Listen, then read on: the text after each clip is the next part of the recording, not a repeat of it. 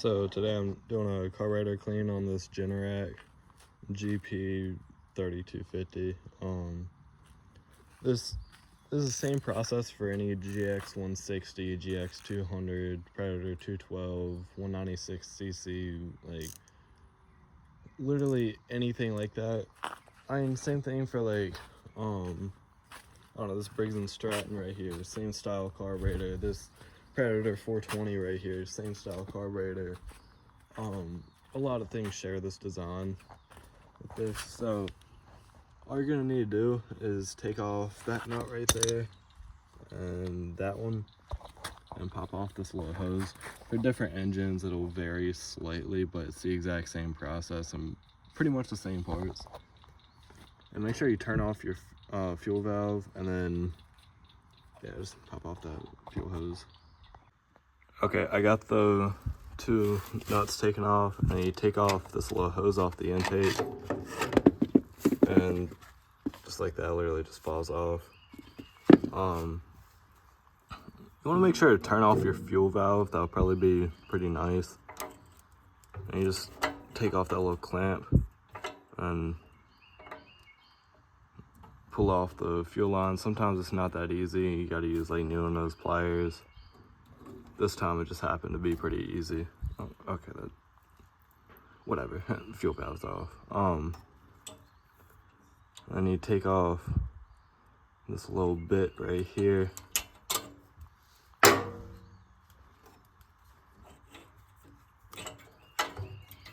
you take out the governor rod.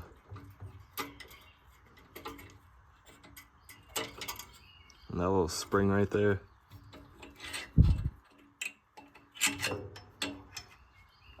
And there's the carburetor. So now, I'm gonna try to drain all the fuel out of this carburetor so it doesn't get all over my workspace. So I just propped up my phone for this, but once you get at least most of the fuel out of the carburetor, you take your 10 mil, make sure your ratchet's set to loosen, and on this bottom bolt of the carburetor, you just try to get it off there. You might have to clamp down like your carburetor somehow, just like that. It's all the bolts out, so you just take out that bolt, you know. It might leak out some fuel like that, even after you think it's empty. You just pop off that bolt. As you can see, that's, I don't know if you can tell, but that's pretty grimy. I don't have actual carburetor cleaner. I just have brake cleaner, so that's, you know, that's just gonna have to be good enough. Next thing I'm gonna do is I'm gonna get a flathead screwdriver. I'll show you the screwdriver because it's like a specific type that works. And you're gonna want to take out that jet, make sure that's clear. So yeah, this kind of screwdriver right here that has like that weird edge on it on the side, you don't want that. You want this kind that's just straight. You see that? This is from Harbor Freight. All my stuff is from Harbor Freight. This screwdriver is my favorite. I don't know. It says made in USA, so I guess this one is a Harbor Freight. But this is my favorite. I think it's a Klein's screwdriver. You take that up in there, you see. You just start like screwing it out, you know. And eventually, like, you can kind of feel it skipping on the threads when it's done, like, threading out. I can't tell. Okay, yes.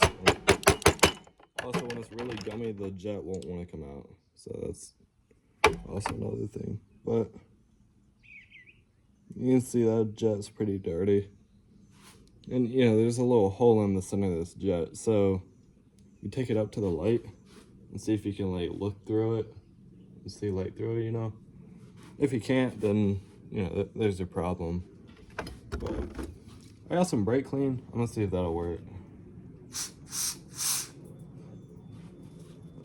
Just make sure you don't get it in your eyes like I just did, because it's brake clean, not eye clean, you know. It's okay. Shop towel saved me. Yeah, just keep on cleaning it until you can see through it. Now I can see a little dot in the center of it. I don't know if that's gonna work on here, but it's clean enough I can see a little dot of light through it when I pointed at the light up there. So I'm gonna just keep on cleaning this until it's good.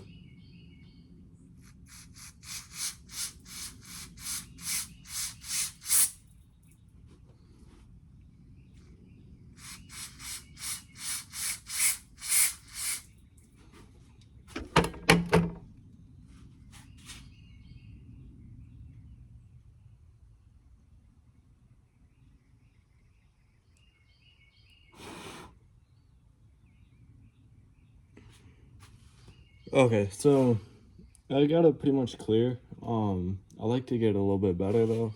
I have a little tool for this somewhere, but really you can just take any kind of like really thin wire and pass it through there, and that works perfectly fine. Or like the governor spring on one of those engines, like what I'm working on now, works perfect. You take that little tiny governor spring and just toss it through the jet. Actually, I'll show how to do that right now. So here's that governor spring trick. If you don't have a proper tool for cleaning a jet, sorry, it's not a good angle. You take it like that, put the spring into the jet and just wiggle around the jet on it. And it clears out any kind of, any kind of dirt inside of there. And now you see that hole right there. Before I cleaned out this jet, it was completely solid when I blocked off. So now that I unblocked the jet, you can either just blow through it like that, or if you have some kind of spray, it's best to just like spray it. Make sure you use eye protection, because I sprayed myself in the eye so many times and it never feels good. Like, believe it or not, it feels terrible every single time. So you just take your carb clean or brake clean.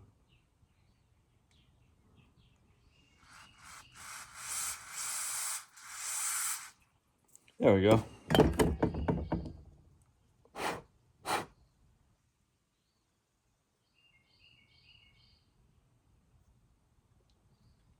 I think it's clear. And then you just put it back into the carburetor. When you're putting it back into the carburetor, you see that part right there. So there's this side, that's where you put the screwdriver on to thread it in and out. And there's this side. So when you look up in here, is that flat surface with the little circle in the center, like the hole in the center. So this part goes up to that. So you take it, that way. I'm looking at the camera while I'm doing this, not at the carburetor, so can't do the best. Yeah, you just push it in there and start threading. If it feels like it's cross threading, it probably is, so don't keep cross threading it. Just use common sense. Yeah, you just tighten it up, get it to where it's snug. You don't you don't want to tighten it up too much because it's super soft metal. Yeah, just like that, you cleaned your main jet. And then this float is just really grimy, so I'm gonna spray it off. Nothing special, just try to get off any loose grime so it's not clogging the jet back up, And then this bowl, you can see it's like the gunk in there just rubs off my finger. So I'm gonna spray it out. And you take a pretty abrasive rag. I find these shop towels are actually pretty abrasive. They work pretty good. Yeah, you just try to get out any loose ground in there.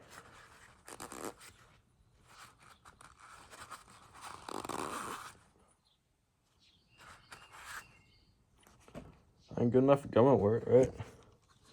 And then just make sure this little pin right here is lined up. I don't know if there's a specific way to line up the bowl, but I always put this screw right here, kind of at that pin.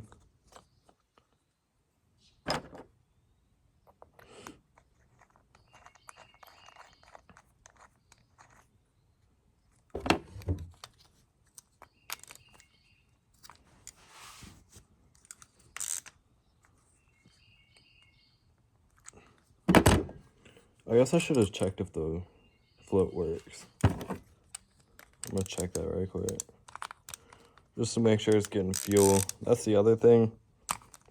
If the float isn't working right, then it's either getting too much fuel or not getting any fuel at all. So what you can do is take the carburetor, make sure it's sitting completely flat, and when you try to blow into the fuel inlet, you're getting fuel. Now you flip it upside down and try to blow into there, and you shouldn't be able to blow into it at all. So when it's sitting flat, you can blow into there and air flows. When it's upside down, air shouldn't flow at all. That's kind of a rough way to know if your float is at least like kind of working, you know. Obviously there's still float height that can affect it, but if it worked fine before and it's having problems, it's not float height, it's just a clogged up passage. So carburetor's put together now. You can hear the float working when you shake it. For the choke, it's like just goes in like that. You line up the two pins, and yeah, that's how that works. So when you're putting the carburetor on, make sure this side right here is going towards the engine. So I'm trying to do the best job I can of like keeping the camera right, and also just actually like, putting the carburetor on. Yeah, so you put it on like that, and then same thing, you just put the governor arm on this little spring.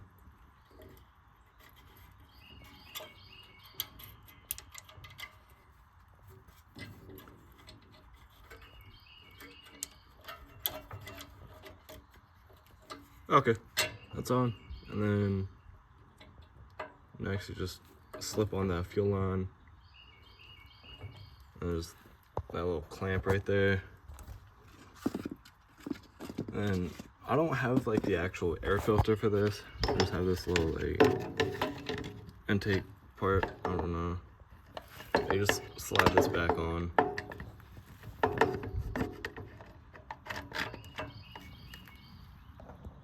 See, like that. Oh shit, I forgot the you're gonna need this part. So you take it and line it up just like that, I think. Nope. I can't tell. Oh, it's upside down. You just try to look at those little holes in there, make sure they line up good. See those two and those two.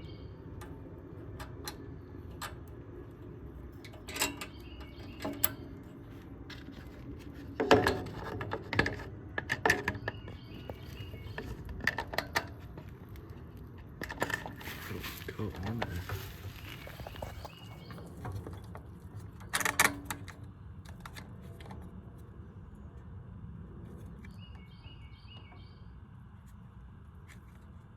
And this line, it doesn't affect how it runs, it's just EPA stuff.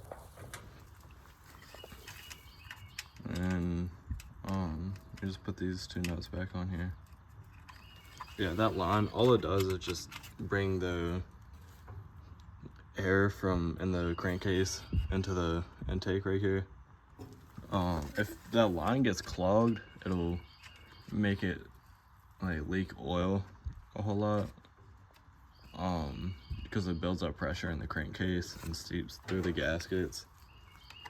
But a lot of people reroute those lines into like a little catch can or something, so it's not putting oil and gases, like crankcase gases, whatever, into the intake, you know. Just like a little reliability thing. You just thread on these two nuts and take the pinwheel and just tighten them up. And that's the entire process.